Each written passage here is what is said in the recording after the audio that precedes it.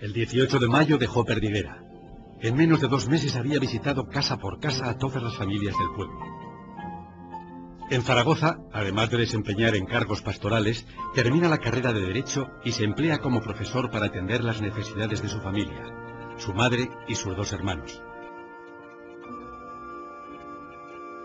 Después de algunos viajes esporádicos, en la primavera de 1927 se traslada definitivamente a Madrid para hacer el doctorado en Derecho. Desde junio es capellán del Patronato de Enfermos, una labor benéfica que atendía a pobres y enfermos procurándoles ayuda material y espiritual. Madrid alcanzaba entonces los 800.000 habitantes. Muchos eran inmigrantes que poblaban en durísimas condiciones las nuevas barriadas del cinturón urbano. Su trabajo en el Patronato de Enfermos le exigía el cuidado y la celebración de los actos de culto. Misa, exposición del Santísimo y Rosario. Pero pronto empieza a colaborar en otras tareas a las que no está obligado. Yo tengo sobre mi conciencia, y con orgullo lo digo, el haber dedicado muchos, millares de horas a confesar niños en las barriadas pobres de Madrid. Yo hubiera querido irlos a confesar en todas las grandes barriadas más tristes y desamparadas del mundo. Venían así, con los moquitos hasta la boca. Había que comenzar limpiándoles la nariz, ¿verdad? Antes de limpiar un poco aquellas pobres almas. Llevar a los niños a Dios antes de que se meta en ellos el demonio. Creedme, les haréis un gran bien. Yo lo digo por experiencia de miles y miles de almas y por experiencia mía personal. Con frecuencia le pasan avisos para que atienda espiritualmente a enfermos de la ciudad y sus alrededores. San José María estudia el itinerario y hace los recorridos normalmente a pie y rezando el rosario arropado en su mantel. En la ficha del 17 de octubre de 1927 hay 6 direcciones. Debajo con su letra pone, antes que nada, Larra, su vivienda, el punto de partida. Desde allí se dirige a la calle del Carmen número 28, luego a la calle Mancebos número 8, después a Embajadores 65, Manuel Fernández Caballero 18, calle Concepción 4 y termina en la calle Artistas 8. En total ha recorrido más de 14 kilómetros.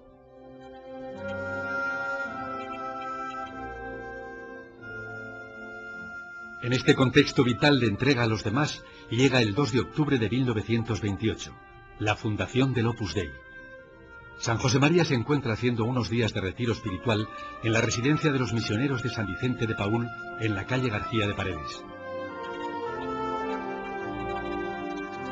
En la fiesta de los Santos Ángeles Custodios, el 2 de octubre de 1928, quiso el Señor, hace ya 47 años casi, que apareciera el Opus Dei.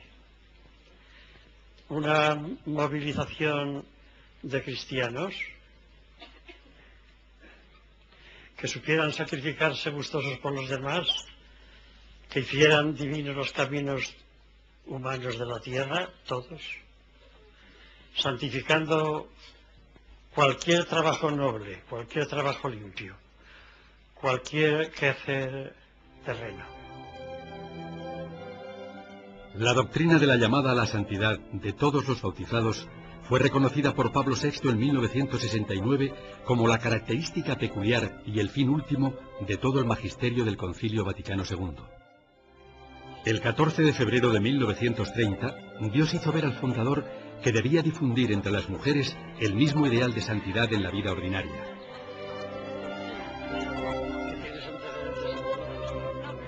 Y el 14 de febrero de 1943 se completarán los matices de la primera luz fundacional con la Sociedad Sacerdotal de la Santa Cruz, de la que formarán parte los sacerdotes del Opus Dei. En septiembre de 1931 deja el Patronato de Enfermos y toma el cargo de capellán de las Agustinas Recoletas del convento de Santa Isabel. A menos de 100 metros está el Hospital General, uno de los lugares donde atiende enfermos. Frecuentemente le acompañan algunos muchachos. En aquellos primeros años del Opus Dei, yo iba con hermanos vuestros a los hospitales de Madrid y charlábamos con los enfermos, les hacíamos las camas, les lavábamos los pies, les cortábamos las uñas, perdonad estos detalles, les peinábamos, les decíamos palabras de cariño.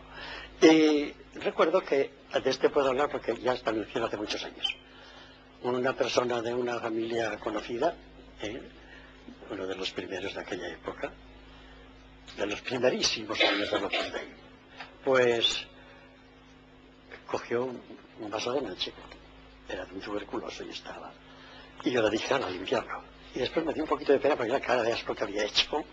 Fui detrás de él y había en el mismo piso, era en el Hospital General, un cuartito donde se limpiaban esas cosas, y lo vi con una cara maravillosa de cielo, limpiando con toda la mano.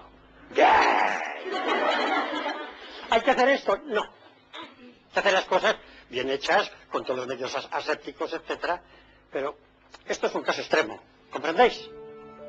En diciembre de 1933, con grandes dificultades económicas, pone en marcha una academia para estudiantes que al poco tiempo se ampliará como residencia universitaria.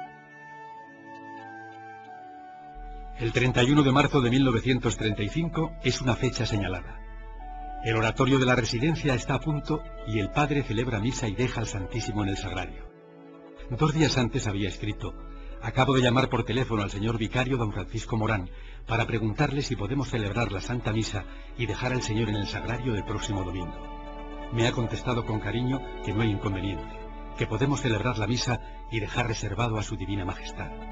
Qué bueno eres, Jesús, qué bueno. En los comienzos de 1936 hace planes para extender la labor apostólica a Valencia y París, pero todo se detiene por el inicio de la Guerra Civil Española. En ese momento los fieles de la obra apenas sobrepasan la decena y quedan dispersos por España.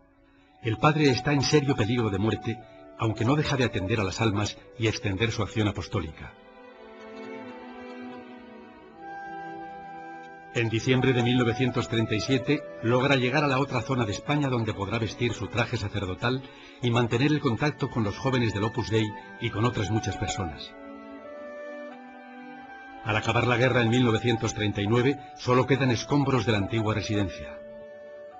Enseguida empieza la labor apostólica en Valencia, en Barcelona, en Valladolid, en Zaragoza y en otras ciudades españolas. Las vocaciones al Opus Dei se multiplican. Al mismo tiempo le llaman para que dirija cursos de retiro espiritual a sacerdotes y a religiosos. Estando ausente de Madrid, predicando a sacerdotes, muere su madre. Mi madre estaba enferma grave. Y yo entonces daba muchos cursos de retiro espiritual a sacerdotes de toda España, porque el Señor lo quería y los obispos me llamaban. En fin, me fui a mi madre y le dije: mira, ofrece al Señor toda esta pena tuya, este dolor tuyo, esta enfermedad, que me voy yo a predicar a unos sacerdotes. Y me fui a Lerida. Y solía dar 5 charlas y antes de comer era una plática. La plática la dediqué a hablar de la madre de los sacerdotes. Y se me ocurrió decir: las madres de los sacerdotes, yo estaba con la pena de mi madre, se debían morir solo al día siguiente de morirse su hijo. En aquel momento vinieron a llamar al obispo, se marchó, yo acabé, y vino demudado. Álvaro, le llama a usted desde Madrid. Fui al teléfono y me dijo: eso, me acababa de morir mi madre. Y yo me quedé, me fui al sagrario, sin una lágrima. Y al fin reventé a llorar y ya no me quejé. Le dije: cuando yo hablaba así era porque tú me ponías en la boca y en el corazón y en la cabeza esos pensamientos. Y son pensamientos buenos y santos. Cuando tú te los has llevado es porque estaba madura para el cielo. Desde aquellos años, muchos sacerdotes se han beneficiado de la doctrina y el ejemplo de San José María. El 25 de junio de 1944 llegan al sacerdocio 3 miembros del Opus Dei. En 1991, uno de aquellos 3 primeros, Monseñor Álvaro del Portillo, como obispo prelado del Opus Dei, ordena un nuevo grupo de sacerdotes de la obra. En estos años han recibido el sacerdocio más de 1.500 fieles del Opus Dei que han dejado su profesión civil para dedicarse de lleno a atender espiritualmente la labor de la obra en colaboración directa con los apostolados de cada diócesis. En los años 40 se multiplican las incomprensiones y maledicencias hacia San José